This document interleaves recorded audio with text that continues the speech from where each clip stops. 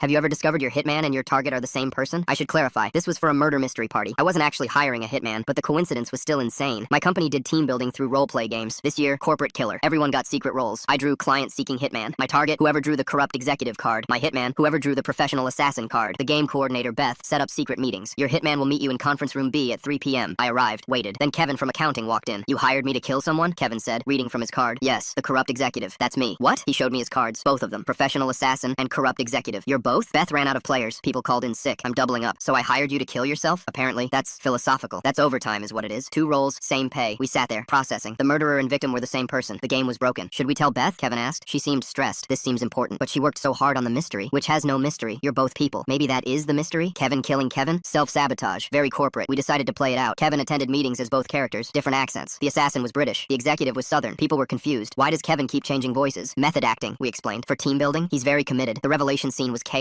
Beth gathered everyone in the main conference room. Time to solve the murder. What murder? Someone asked. The executive is dead, Beth announced. Kevin raised his hand. I'm right here. You're the assassin now. I'm both. What? Beth checked her cards. Rechecked. Saw the problem. Oh no. Oh yes, Kevin said, in British accent. I've been hired to kill. He switched to Southern. Myself, apparently. This is a mistake, Beth said. Or brilliant, I suggested. The ultimate insider threat. The call was coming from inside the Kevin, someone shouted. People laughed. Beth didn't. The game collapsed. Without a real victim and killer, there was no mystery. Just Kevin, talking to himself, in 2 accents, about murdering himself for corporate gain. Did you succeed? Someone asked Kevin. At killing myself? Yeah, I'm alive. But is the executive? I'm the executive. But you're also the killer. Yes. So did you kill the part of you that's the executive? What? Like spiritually? HR got involved. This game seems problematic. It's about murder, Beth said. Fake murder. Kevin murdered himself. Fake murdered. Still concerning. Kevin had to go to counseling. Not for actual issues. For roleplay confusion. I'm fine, he insisted. I know I didn't really kill myself, but you thought about it. Beth thought about it. I just played cards. Violent cards. Fake violent cards. The violence was fake. The cards were real, I corrected. That's worse somehow, HR said. The team building failed, obviously. Hard to build teams when your killer and victim are the same person. Hard to solve mysteries without mystery. Hard to explain to corporate why Kevin needed 2 name tags. For my characters. The game's over, Kevin. I'm staying in character. Which one? Both. I'm method. He committed. Full week. Assassin in the morning. Executive after lunch. British to Southern. Suit to leather jacket. He brought a leather jacket specifically for this. Kevin, please stop, Beth begged. The assassin never stops. You're in a budget meeting. Perfect place for murder. Financially speaking. Corporate shut down mystery games. All roleplay actually. Now we do Trust Falls. Safer. Less existential. No one has to murder themselves. Kevin still switches accents sometimes. Old habits, he says, Britishly. Or new ones, he adds, Southernly. Kevin, pick a voice. Why? I'm multifaceted. You're annoying. Both can be true. Both were true. Like Kevin being killer and victim. Hitman and target. Solution and problem. All wrapped in one accountant who took team building too seriously. Or perfectly seriously. Depending on which Kevin you asked. The British one thought it was brilliant. The Southern one wanted compensation. For dying. Fake dying. To himself. By himself. As himself. The ultimate inside job. Literally. Kevin assassinating Kevin. For money. From me. Who hired Kevin to kill Kevin. Without knowing Kevin was Kevin. Both Kevins. All the Kevins. Murder mystery solved. Kevin did it. To Kevin. In the conference room. With the roleplay cards. And 2 accents. Case closed. Team building failed. Kevin victorious. Twice. As usual. Classic Kevin. Both of him. Dad announced at dinner that brother's family would move into my house. You have extra rooms, I said. I also have security cameras. Then I showed the footage. At family dinner, my dad stood up and announced that my brother's family would be moving into my 3-bedroom house because I had extra rooms. He said it like it was already decided. I looked at him and said, you're right, I do have extra rooms. I also have security cameras. Then I pulled out my phone and showed the table exactly what my brother had been doing at my house when he thought nobody was watching. My brother Kyle and his wife Janine have 2 kids. They've been renting a 2-bedroom apartment for 3 years and complaining about it the whole time. Not enough space. Too expensive. The kids need a yard. I've heard it at every family gathering for a year. I bought my house 2 years ago. 3 bedrooms, finished basement, fenced yard, saved for 7 years, put down $62,000, signed the mortgage alone. The extra bedrooms are my office and a guest room. Dad has been hinting for months that I should let Kyle's family move in, just until they save up. The kids need space. You're rattling around in that house alone. I said no every time. Then at dinner last month, Dad made it official. He stood up, tapped his glass like he was giving a toast and said, I have an announcement. Kyle and Janine are going to be moving into your place. You've got the room and they need the help. We figured it out as a family. I hadn't figured anything out. Nobody asked me. Kyle was nodding like it was done. Janine was already talking about which bedroom the kids would take. Mom was smiling. I said, nobody asked me. Dad waved his hand. Don't make this difficult. You have 2 empty bedrooms and your brother has 2 kids sleeping in the same room. It's the right thing to do. It's my house and they're your family. That's when I said it. You're right, Dad. I do have extra rooms. I also have security cameras. And I think everyone at this table should see what Kyle's been doing at my house before you move him in. The table went quiet. I pulled out my phone and opened the camera app. See? I'd given Kyle a spare key 6 months ago when I went on a work trip. Asked him to check on the house, bring in mail, water plants. When I got back, the key was on the counter, but I have cameras inside and outside. When I reviewed the footage, what I found made me install 2 more cameras and change nothing else. I wanted to see how far it would go. Over the past 6 months, Kyle had used that key 23 times. He came to my house when I was at work and treated it like his own. He used my laundry machines every week. He raided my fridge. He took 2 bottles of whiskey from my cabinet and replaced them with cheap ones thinking I wouldn't notice. He let his kids jump on my guest bed until the frame cracked. He used my grill and left it uncleaned. He went through my home office and opened my filing cabinet. I have footage of him photographing my bank statements and tax documents. That's the one that made my blood run cold. He was photographing my financial records. I played the footage at the dinner table. The first clip was Kyle walking in with a laundry basket on a Tuesday afternoon. Then a clip of his kids jumping on the bed. Then the grill. Then the whiskey swap. Then the filing cabinet. I saved the bank statements footage for last. I played the clip of Kyle standing in my office, pulling open the drawer and holding his phone over my documents 1 page at a time. The table was silent. Kyle's face was white. Janine looked at him. You told me you only went there once. I did go once. Kyle, there are 23 entries on the camera log. I can can show every single one. Dad sat back down. I didn't know about any of this because you didn't ask. You planned to move him into my house without asking me, and the whole time he's been going through my financial documents without my knowledge. Mom said, there has to be an explanation. Kyle said, I was just curious. Curious about my tax returns and bank balances, while Dad's planning to move you into my house? That's not curiosity, that's research. Janine stood up and took the kids to the car. She didn't say goodbye to anyone. Kyle tried to talk. I wasn't trying to steal anything. You photographed my bank statements, Kyle. You replaced my whiskey with cheap bottles so I wouldn't notice you were taking them. You let your kids destroy my guest room, and you did all of it with a key I gave you because I trusted you. Dad said, maybe we should table the moving conversation. There is no moving conversation. There never was. You announced it without asking me, and your son has been casing my house for 6 months. Dad didn't have an answer for that. I took the key back from Kyle that night. I changed all my locks the next morning. I moved my financial documents to a safe deposit box. I added a deadbolt to my office door. Kyle hasn't spoken to me since dinner. Dad called once and said, I didn't know he was doing all that. I said, you didn't know because you never considered that maybe I had a reason for saying no. You just assumed I was being selfish. Mom sends texts every few days asking when things will go back to normal. I don't respond because I don't know what normal means to a family that planned to move someone into my house who was already stealing from it. The cameras are still running. The locks are changed. The spare key doesn't exist anymore. And the extra bedrooms are still empty. They'll stay that way.